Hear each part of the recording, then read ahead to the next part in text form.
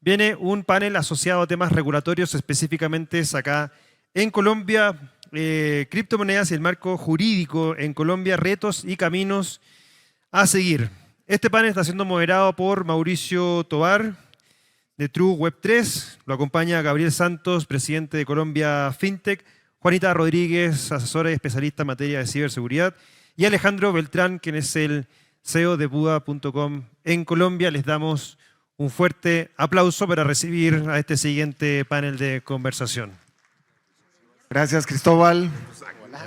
Bienvenidos, por favor, Juanita, que has venido liderando en los últimos tiempos junto a Alejo y junto a Gabriel mucha de esta discusión regulatoria en Colombia, y hoy vamos un poco a compartir con todos ustedes y también a recibir sus comentarios con respecto a lo que piensan que es este tema de la regulación, que en nuestro mundo y en nuestro ecosistema de criptomonedas a veces pensamos que no deberíamos tener, ¿no? Porque somos un sentimiento de libertad donde nadie debería controlar las criptomonedas, donde nadie, y yo estoy un poco en esa línea, alrededor de que la tecnología no se debe tocar. Pero una cosa diferente son algunos casos de uso donde también se pueden poner en riesgo pues los usuarios y donde es importante que estemos abiertos a conversar con quienes todavía toman las decisiones alrededor de lo que los ciudadanos podemos hacer. Y en esa dinámica, pues aquí hemos tenido muchas conversaciones. Hoy tuvimos el Banco de la República, que también nos dio su posición al respecto de lo que es el dinero y lo que están planteando. Pero en Colombia, pues llevamos unos años trabajando este tema. Y yo les propondría, agradeciéndoles Juanita, Alejo y Gabriel, que empecemos por ahí, por ponerlos a todos al tanto de qué es lo que ha pasado.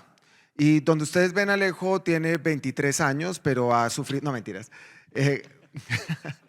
pero ha sufrido este proceso desde hace unos cuantos años.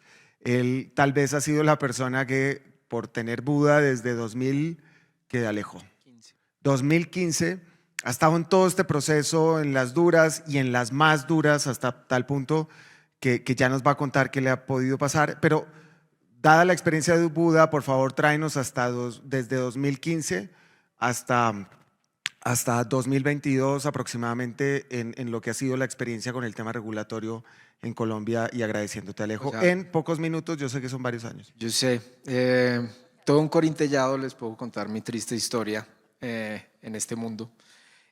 Bueno, no, nosotros cuando empezamos a validar el modelo en Buda, no solo acá, sino desde Chile, que es el origen de Buda.com, empezamos haciendo o tocando puertas en entidades públicas para validar cuál era el estado a nivel normativo, si había algo que se estableciera. Y en 2016, cuando montamos Colombia, lo primero que hicimos fue reunirnos con el Banco de la República, con la Superintendencia Financiera.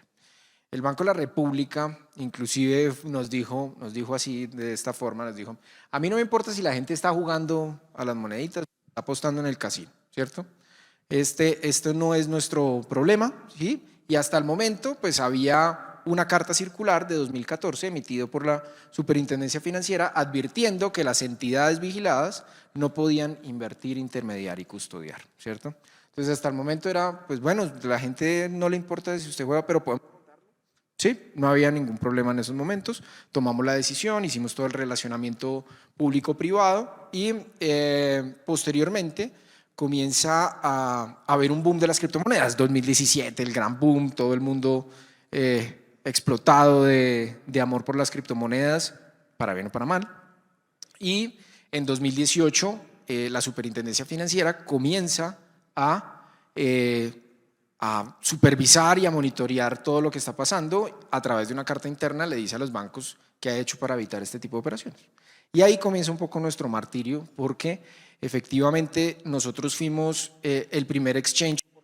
En esos momentos teníamos la mayor visibilidad acá en el país, y efectivamente cuando nosotros hicimos el proceso de relacionamiento público-privado, pues lo hicimos con los bancos, oficiales de cumplimiento, todo eso. Entonces era muy fácil ponerle en la base de datos Buda.com y cerrar la cuenta, ¿cierto? Entonces a partir de eso nos creó una persecución sistemática, tal es así que inclusive a mí me cerraron cuentas, de hecho todavía tengo bloqueadas.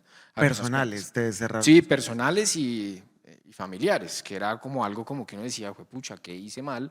Ah, usted es cripto. Ah, ok. Entonces es por esa la razón principal.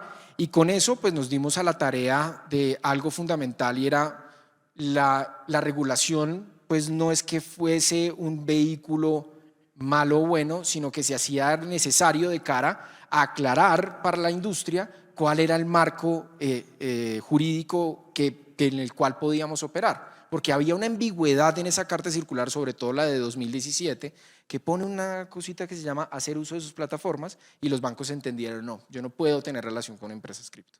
Y a partir de eso, pues llegó nuestro martirio y como parte del eje, por fortuna, contamos con Mauricio Toro, que en esos momentos estuvo como congresista de la Alianza Verde. De hecho, fue el primer congresista en financiarse con criptomonedas, al menos en Latinoamérica, porque ya había como una historia de congresistas en Estados Unidos. Y comenzamos el andamiaje de acompañarlo en cómo podía estructurarse un proyecto de ley que mantuviera dos elementos básicos: las garantías al usuario final, ¿cierto?, que permitiera reconocer qué plataformas podían cumplir con los estándares, estar en la legalidad, y el otro, pues dar claridad jurídica a la industria, pues no solo para los que estábamos localmente, sino para los que podían ingresar a Colombia y querían desarrollar negocios de manera legal. Entonces ahí comienza, y en el 2018 comienza a desarrollarse un montón de iniciativas de ley, unas para bien o para mal, ¿cierto? Porque hubo una que casi… Había una que casi pedía que cada transacción cobrara 5%, cada transacción de Bitcoin cobrara 5%. y tenía como punto de referencia un esquema piramidal, que era algo demasiado peligroso. Y en ese sentido, pues comenzamos a avanzar, pero el esfuerzo que estábamos haciendo todavía no estaba articulada la industria, y gracias a los nuevos actores que comenzaron a participar en conjunto, pues ya comenzamos a visibilizar el último proyecto, que ahí ya vamos a hablar. Entonces, ese proyecto de ley pasó 4 legislaturas, 3, bueno, y en la cuarta, que fue la anterior, hubo unos avances muy importantes, ¿no? Entonces, Juanita, ¿nos puedes contar qué te encontraste cuando llegaste a este mundo? Juanita, para los que no la conocen, ella fue viceministra de Tecnologías de la Información y las Comunicaciones y también es experta en ciberseguridad. Y bueno, vayan y miren la hoja de vida en la página del Blockchain Summit Latam. Si tienen tiempo, saquen toda la tarde. Bienvenida al lado oscuro, Juanita. Sí. Y estuvo al frente de todos los temas de Public Policy de Binance y estuvo liderando muchos de estos temas en el Congreso en la legislatura pasada. Entonces, ¿nos puedes contar qué te encontraste, Juan? Mauro, muchas gracias. Un saludo para todos. Mil gracias por la invitación. Qué chévere estar acá. Sí, yo llegué a estos temas en octubre del año pasado y aterricé y me encuentro con un proyecto de ley, el de Mauricio Toro, que él durante… digamos, mientras estuvo como congresista, no lograba que lo pusieran en el orden del día para tener su primer debate, y cuando se quemó, cuando no resultó Qué elegido fea, nuevamente, qué término tan horrible. perdona, Como un amigo quemado Como un de amigo. Mauricio me parece horrible. Sí, no alcanzamos el favor de nuestros electores. Qué horror que le digan a uno que está Perdón. quemado. Los mejores congresistas se quemaron allí. lo peor es que sí. Que sea portada. Los que sea portada. trabajaban en temas de tecnología, pero bueno, los tenemos de este lado ahora, ¿no? Pues le dieron, y tú me corregirás, Gabriel, dicen que cuando uno se quema siempre le dan el primer debate de cortesía, y le dijeron, bueno, ya que se quemó, entonces venga y sacamos el primer debate. Pasó por unanimidad, pero cuando yo llegué me decían, mire, ese proyecto de ley está como muerto y el enfoque que deberíamos tener es a la circular que resulte del sandbox regulatorio que ha venido trabajando la Superintendencia Financiera con algunos exchanges que han hecho alianza con bancos justamente para trabajar en cómo trabajar en conjunto, cómo tener todo un modelo de cash in y cash out y cómo reducir la fricción entre esos dos mundos. Entonces estábamos trabajando más enfocados hacia eso. Sin embargo, en ese periodo, y ahí sería bueno preguntarte a ti porque tuviste mucho protagonismo, le resultó, como ya no estaba Mauricio, entonces un nuevo congresista tenía que hacerse cargo de ese proyecto de ley en la Comisión Sexta, y le tocó a Julián López, un congresista primíparo de Cali, y los congresistas primíparos son chéveres porque les gustan los temas distintos, joven, y gracias a Mauricio, que ahorita deberíamos es devolverte la pregunta, se empezó a enamorar del proyecto de ley. que y es se más empieza a enamorar del proyecto de ley y se da cuenta que la posición del gobierno es un poco anti el proyecto de ley como había sido antes y que eran los mismos técnicos de siempre que estaban revisando un poco el proyecto de ley y que no había mucho de dónde y decidió sacarlo adelante y lo sacó en segundo debate en diciembre del año pasado por unanimidad en 5 minutos. Fue, mejor dicho, impresionante y se volvió un gran campeón del tema. Con eso, la verdad que hicimos en ese momento desde mi rol de política pública en el que estaba, dijimos pues dos debates no son poca cosa y deberíamos es no apoyar este proyecto de ley desde una empresa, desde un sector en particular, sino tratar de aliarnos toda la industria, revisarlo, apoyarlo entre todos, proponer cosas, porque teníamos conceptos negativos del Banco de la República, concepto negativo del Ministerio de Hacienda, y era un poco el ejercicio de revisar cuáles eran sus preocupaciones para ver si como industria no estábamos de pronto pensando cosas similares o dispuestos a hacer algunos ajustes en esa línea. Y creo que empezamos un trabajo que nos sirvió mucho. Alineamos a toda la industria, gracias además también a los gremios, acá Gabriel en Colombia Fintech, a José Daniel que también se quemó en Alianza IN. Que no alcanzó el favor de los bogotanos tampoco. Entonces no lo logramos apreciaron, no realmente apreciaron el talento.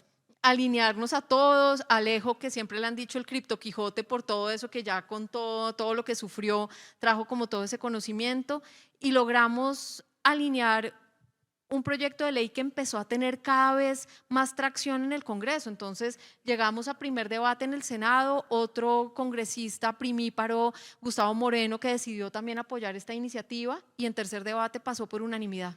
Y el gobierno empieza a decir, oiga, aquí está pasando algo. Tenemos mucho apoyo en el Congreso, esto está pasando, ¿por qué no nos acercamos a tener una conversación distinta? Pero yo creo que la gran ganancia de ese momento, y de pronto para que Gabriel nos cuente ese último pedacito más bien, yo diría la gran ganancia fue que logramos trabajar como sector, alinearnos en que queríamos un proyecto de ley que nivelara la cancha.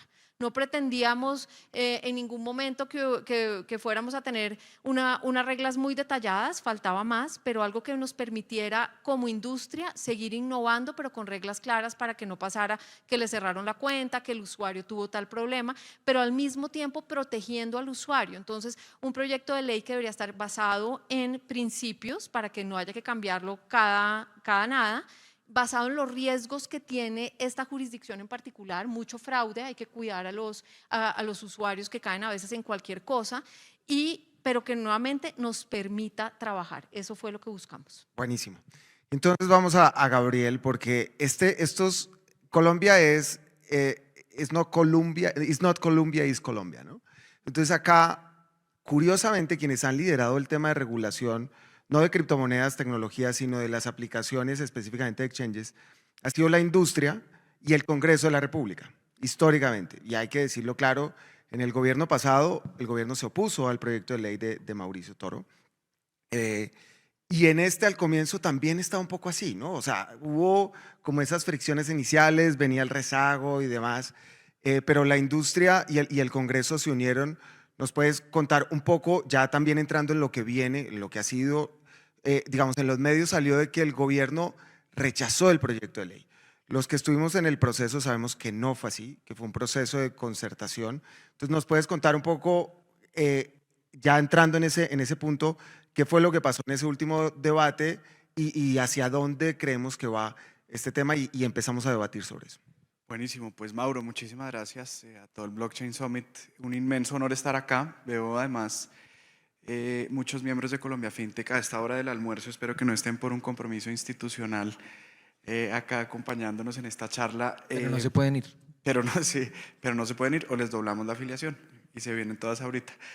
Pero yo creo que cuando yo llegué al gremio pasaba una cosa que me pareció muy curiosa, además viniendo del otro lado en términos de Juanita después de haberme quemado. Y era una asepsia de la política, ¿sí? Un excepcionismo exacerbado de la política, y eso pues nos presentaba a nosotros unos límites. Yo quizás tengo el sesgo inverso, tengo el sesgo contrario de ser quizás ingenuamente un fiel creyente del poder de la política y del cambio transformacional que por allí se consigue. Y yo creo que ese fue, digamos, un acierto, un buen momento en el que nos encontramos de tener un vehículo, como lo estaban relatando. Pues primero, tener, digamos, ya la experiencia, si Alejandro se levanta la camisa acá, la tiene llena de puñaladas y de latigazos de sus experiencias previas en este tipo de proyectos. Si no puñaleado. Es peor. Entonces tenemos como esa pieza fundamental y fundacional de lo que deberíamos hacer. Tenemos un vehículo que era el proyecto de ley, digamos, como en la inercia.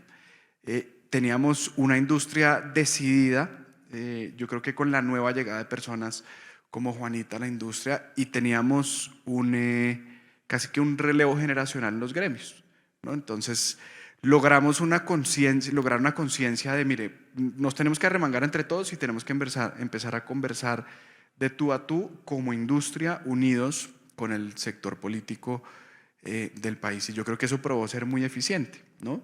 El hecho de que un proyecto de ley que tenía conceptos como yo pocas veces vi de congresista en contra, ¿sí?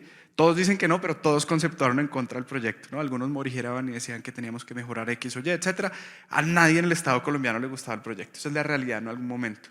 Y entre todos nos arremangamos y nos encontramos allá en el Congreso, y X se encargaba de unos y otros nos encargábamos de otros, y José Daniel se encargaba de otros, y nos fuimos maleteando el Congreso, digamos, como testigos de Jehová, ¿no? Uno cogía a un congresista por ahí en un pasillo y, disculpe, el señor ha escuchado hablar de la bonanza de los criptoactivos, y nos fuimos evangelizando un Congreso que desde mi experiencia pues nunca tuvo acceso a buena información, y digamos, esa brecha de información entre lo que quiere hacer la política y lo que quiere que pase desde la industria, pues usualmente significa es que no pasa nada, y las heridas que ha vivido acá Buda es eso, es una brecha inmensa que en algún momento se volvió insalvable, y como industria nos reunimos y dijimos, mire, nos tenemos que meter en algo en lo que quizás no hemos sido muy eficientes teniendo, conversar con los políticos de la A a la Z, o sea, todos, políticos o miembros del Estado, y logramos generar, digamos, una conciencia muy bonita en el Congreso, de decir por primera vez, y eso no lo viví, ni lo hice yo como congresista, me pareció muy bonito de ver a los congresistas como exaltando su soberanía, ¿sí? Con toda esta batería de conceptos negativos. Acá hay gente extranjera y no lo entenderán, pero las entidades del Estado conceptúan en contra a veces de proyectos. Tenía todas las entidades del Estado relacionadas, habían conceptuado en contra. Pero a pesar de eso, seguía el transcurso Seguían, en el claro, Congreso era por unanimidad. Eran los congresistas, digamos, casi que exaltando su soberanía, diciendo yo soy una de las 3 ramas del Estado, y independientemente de lo que me está diciendo el Poder Ejecutivo, avanzo. Y logramos, digamos, con un nivel de acierto muy bonito, 3 debates. Ahora vámonos al día del debate, donde estaba esto, creo que era sexto en el orden del día. Séptimo en el orden del día. Entre 100 proyectos. Entre 100 proyectos. O sea, esto se iba a debatir, y yo sé que dentro de la industria había una emoción porque esto ocurriera. Entonces nos sentamos con Juan de Ripio, nos sentamos en un lúgubre restaurante en La Macarena, en el barrio de La Macarena. Ya el Estado colombiano había dicho esto no pasa, y se habían puesto los guantes, y nosotros nos habíamos puesto los guantes también. Dijimos, bueno, ¿qué pasa si llegamos al orden del día y esto se debate? Y había 2 salidas. O esto pasaba, se aprobaba el proyecto de ley, y nosotros de alguna forma, con el trabajo que habíamos hecho durante 6 meses, le propiciábamos una derrota que podía humillar a quien tenía que desarrollar toda la legislación secundaria, es decir, a quien tenía que salir a redactar decretos y circulares que se desprendían de eso, o perdíamos, o nos derrotaban y hacíamos el oso, y a nivel global el mensaje iba a ser, Colombia le dice no a cripto. Y empezamos con unos canales que habíamos construido con el Estado, a decir, venga, estamos frente a una decisión subóptima, cualquier cosa que pase puede ser muy nociva para el éxito de la industria. Nos sentamos con funcionarios de Hacienda, después, digamos, ya de nosotros relamernos las heridas y limpiarnos las lágrimas de tenerlo tan cerca, decir esto es una realidad inminente, cuando la realidad es que quizás no era así, y dijimos, venga, nosotros como industria convencemos a los ponentes de echar para atrás el proyecto, es decir, que no se debata, con unas condiciones específicas. La primera de ellas, y eso fue lo más importante en lo que siempre nosotros casi que hicimos hincapié en las conversaciones con el gobierno, tiene que haber una manifestación pública de que hay un interés del gobierno en que haya un proyecto de ley que lo regule, y en unas condiciones, digamos, que habíamos hablado. nosotros en privado. Entonces, esto pasa con todo el miedo de que nos fueran a incumplir, porque pues teníamos que nosotros dar ese primer acto de buena fe, de convencer a la gente de que el proyecto no fuera debatido, pero 15 días después logramos, 15 o una semana después, logramos que además en un escenario muy ecléctico, que el señor ministro de Hacienda se parara en Asobancaria, en la convención bancaria que reúne a todo el sector tradicional de la banca, decir, queremos regularlo, y sacaron sus principios, etc. Entonces, muy positivo para la industria. ¿Y dónde estamos?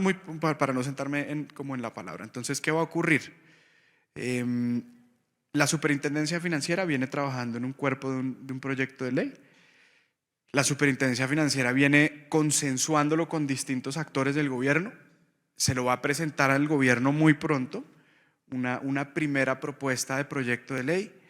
Ahí, cuando eso se haga público, entraremos las agremiaciones a discutir ese proyecto de ley, y ese proyecto de ley irá al Congreso de la República, donde deberá surtir 4 debates, donde todo el esfuerzo que hicimos los últimos 6 meses de evangelizar congresistas, de aproximar la industria con congresistas, de tener congresistas muy informados y ávidos además de promocionar ese tipo de industrias nuevas, ¿no? Nosotros volvimos, entre comillas, sexy este tema para muchos congresistas que quieren hacer de esto un tema electoral, y para propósitos de lo que queremos es perfecto. Y eso es, digamos, ese es el estado del arte en lo que se logró, gracias, digamos, a titanes como ustedes 3, además, y lo que se viene. Entonces, un poco tratando de resumir lo que dices, lo que se buscó fue, en vez de pasar un proyecto de ley que el ejecutor dijera no estoy de acuerdo, fue sumar a esos actores, y ese fue parte de las negociaciones. Bueno, vamos a ir por la próxima legislatura, pero vamos a ir ya como país, y no solamente como industria y Congreso, como 2 bandos, sino vamos a sumarles todos, porque en general yo creo que hay como unos acuerdos fundamentales en los que todos están alineados, pero hay algunas diferencias que se pueden corregir y que creo que es lo que vienen. Yo te metería una cucharada ahí, y discúlpame, como viste que Por podíamos favor. ahí como intervenir. Siempre, Juanita. Siempre hubo esa motivación, digamos, cuando nos empezamos a juntar como industria y a lograr estas conversaciones muy buenas en el Congreso, decíamos, chévere hablar con el gobierno nacional, pero ahí hubo una cosa para considerar: hubo cambio de ministro de Hacienda, hubo cambio de superfinanciero, y nosotros teníamos el tiempo en contra, porque el proyecto de ley, si no se debatía en cuarto debate antes del 20 de junio, pues por lo viejo que era el proyecto de ley, moría. Entonces yo creo que eso nos jugó en contra, porque siempre hubo la voluntad de tratar de una vez traer esos comentarios de gobierno, sentarnos con gobierno, lograr que fuera un proyecto de ley donde todos estuviéramos contentos. Ahora creo que eso fue una oportunidad, esos cambios. Por lo que viene entonces ahora. Entonces ya la superintendencia dijo, yo no regulo, pero aquí está lo que yo creo que debería ser el país. Lo sacó hace un par de semanas. Y también ya hubo un pronunciamiento de la viceministra en el LATAM FinTech Market de Colombia FinTech la semana pasada en Barranquilla, donde dijo textualmente, ya tenemos unos acuerdos entre las entidades. O sea, la estoy citando a ella. ¿Qué opinan ustedes con respecto a los pronunciamientos, lo que ya está público de esas entidades con respecto a lo que viene en este proyecto de ley que se mantiene siendo así? Juanita. Bueno, yo primero tengo que decir que estoy muy optimista. La verdad, veo una actitud del gobierno desde lo más alto, que es el Ministerio de Hacienda, moviendo que haya esta regulación, entendiendo y tratando también de alinear a todas las otras entidades del Estado en entender que hay un fenómeno, mejor dicho, que hay una apropiación de cripto enorme en Colombia, el país número 15 en apropiación, con 26.9 billones de dólares más o menos anuales en volumen de transacciones, lo que hace que es un tema que toca ver, y donde tenemos por otro lado pues un problema, unos riesgos grandes en los usuarios que toca atender. Entonces yo lo veo con optimismo, recibo bien también los mensajes del súper. Creo que tenemos un superintendente financiero que nos habla de frente. Me gusta, entró diciendo me parece terrible cripto, pero ahora dice estoy dispuesto a mirar el tema, estoy dispuesto a que me muestren más, quiero saber más, y está trabajando con su equipo en sacar esta regulación, y me parece que el equipo que sacó adelante el sandbox regulatorio ha tenido la oportunidad también de contarle las bondades que tuvo ese sandbox, porque yo sí les digo algo, Colombia fue innovador en eso.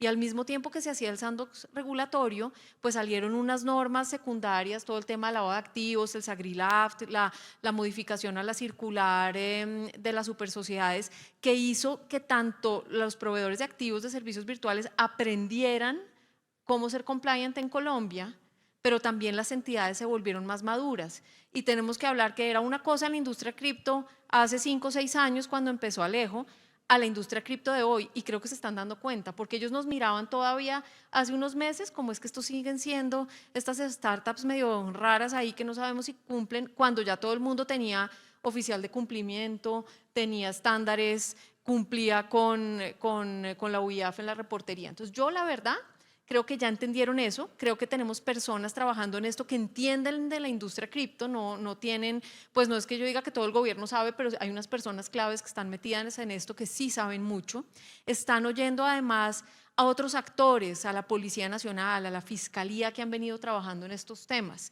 y entienden las potencialidades que traería esto para el desarrollo del país en temas de talento, en creación de nuevos negocios. Entonces yo en este momento estoy optimista, espero no estar en un año acá hablando de que estuvimos cerca, pero no. Exacto.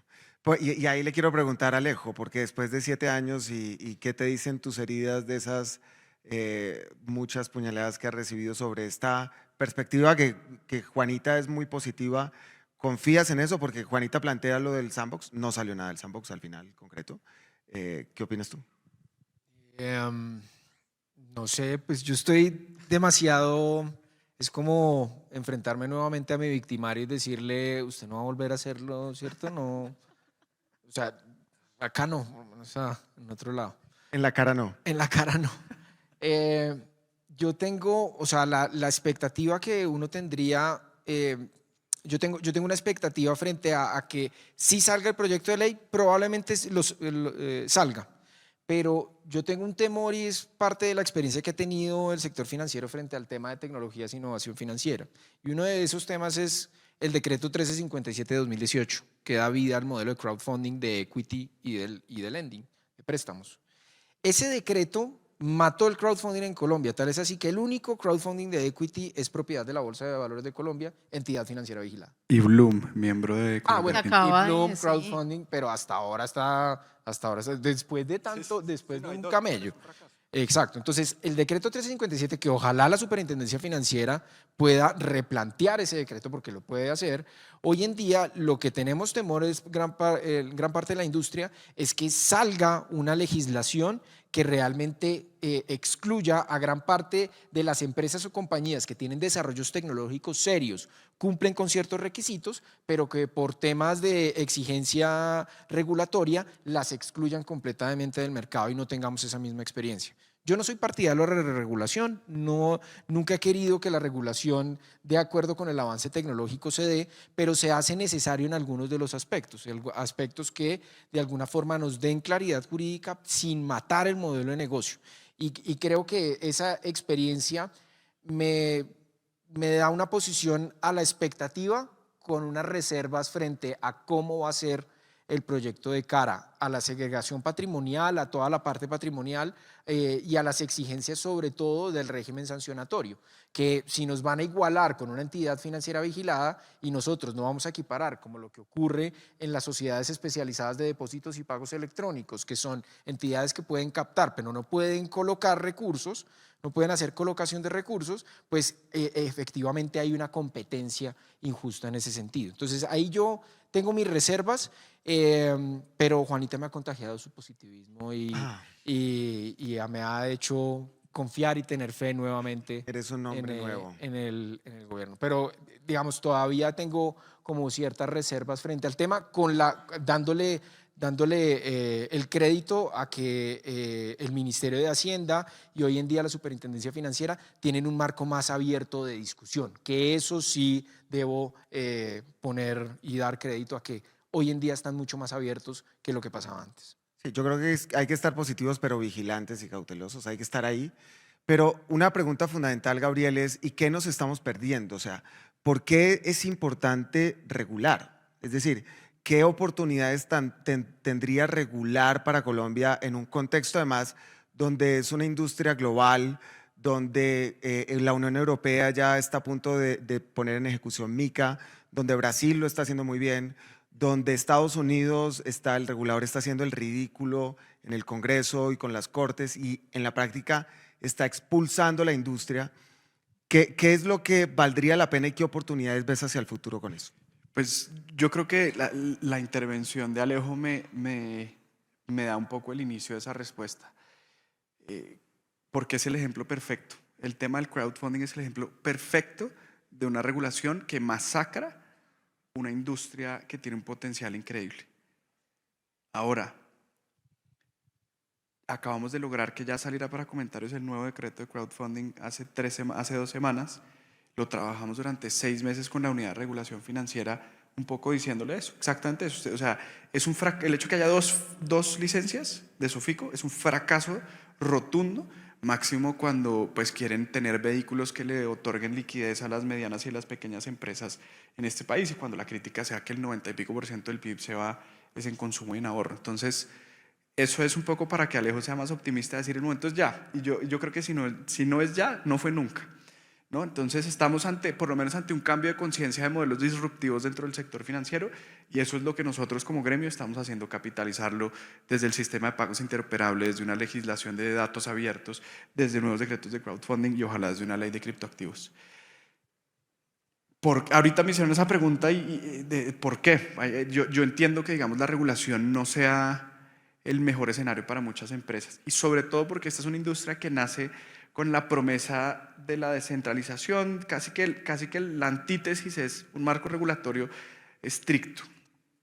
Y yo creo que eso está bien para quien hoy en día tiene un modelo de negocio rentable como está. Es decir, la alegalidad permite la existencia, pero pone un techo no de cristal, de cemento inmenso.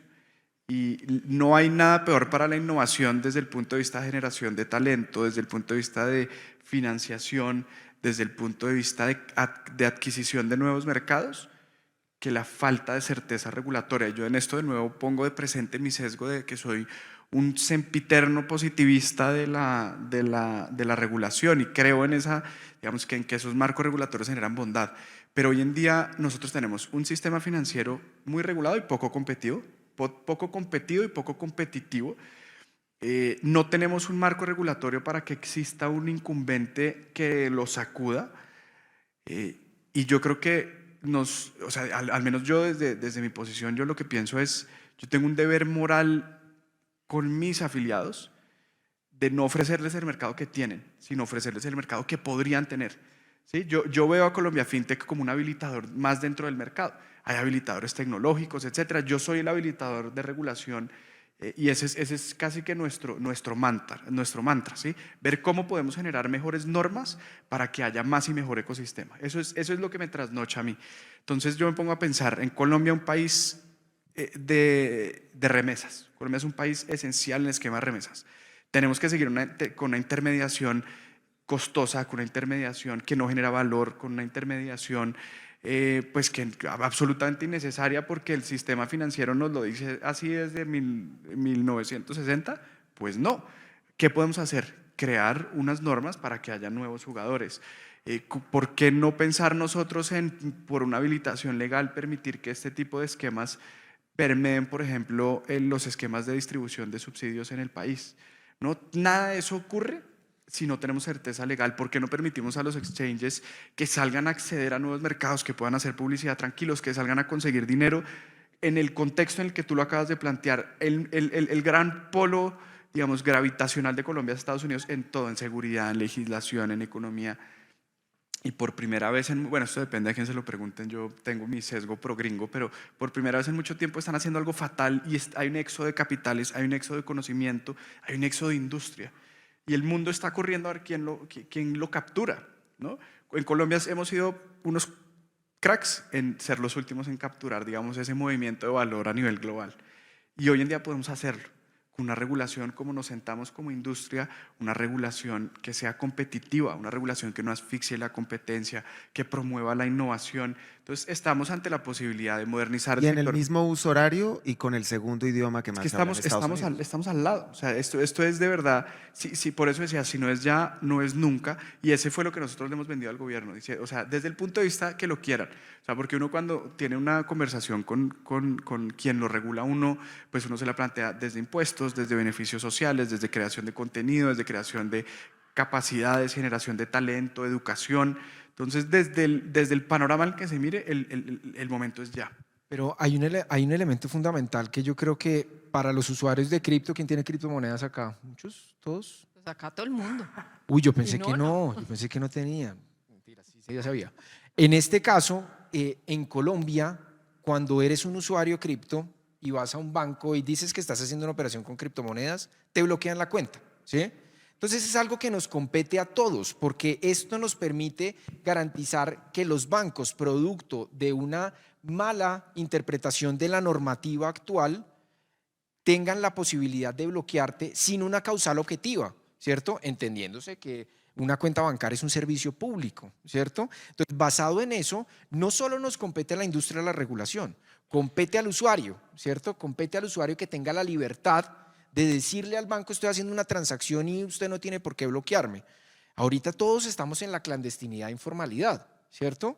Bueno, a mí ya me tienen marcado, entonces yo ya no estoy en ese caso. Pero en ese sentido, lo que queremos es generarle garantías a cada uno de ustedes para que si hacen una transacción con criptomonedas, no tengan que estar pidiendo, que el banco le esté pidiendo cosas, cuando le esté pidiendo cosas después le bloquea y le cierra, porque no nos dejan operar con cripto. Eso es lo que quiere la regulación también. Yo iba a decir eso, porque además uno ve en entonces- todos los, no, uno ve en todas partes la gente preguntando, ¿y cómo paso mis criptos a pesos? ¿Cómo lo logro? Y cada vez se cierran más canales. Hoy y en un día poco también- Buda.com es tu lugar para...